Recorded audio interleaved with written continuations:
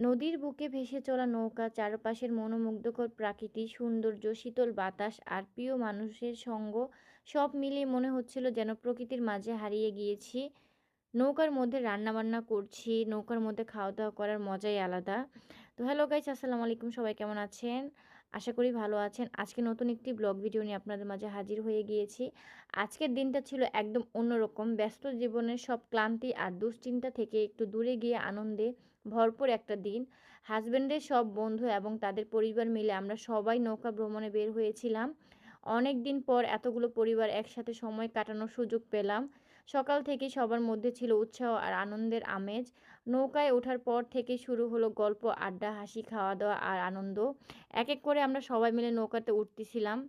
রাধিবার বাবা লেট করে ফেলেছে। নৌকাতে ওঠার পর আমরা সবাই মিলে সকালের নাস্তা করছিলাম।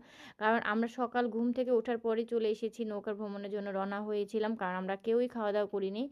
তাই সকালের নাস্তা তারা রেডি করেছিল। রুটি, কলা, ডিম, মিষ্টি সাথে ছিল। তো সবাইকে খাবার বিতরণ করছিল রাদীফের বাবার বন্ধুরা।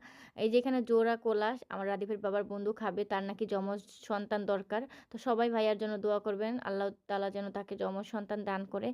এখানে রুটি কলা খাচ্ছিলাম। অনেক পরিমাণে ক্ষুধা লেগে গিয়েছিল।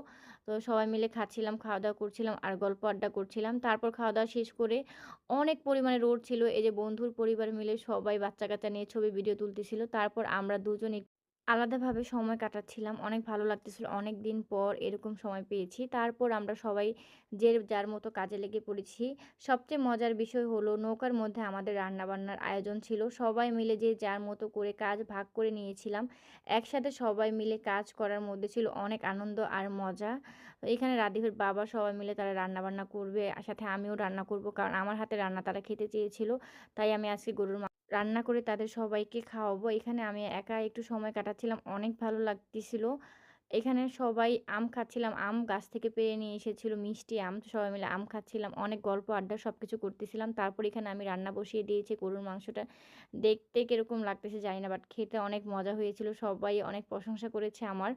যাই হোক এখানে রাদীপের বাবা সবার জন্য লেবুর পিনিক বানাচ্ছিল। অনেক গরম ছিল সেদিন। এই যে এখানে তাল খাচ্ছিলাম। এক বাড়ি থেকে আমরা তাল নিয়ে আসি।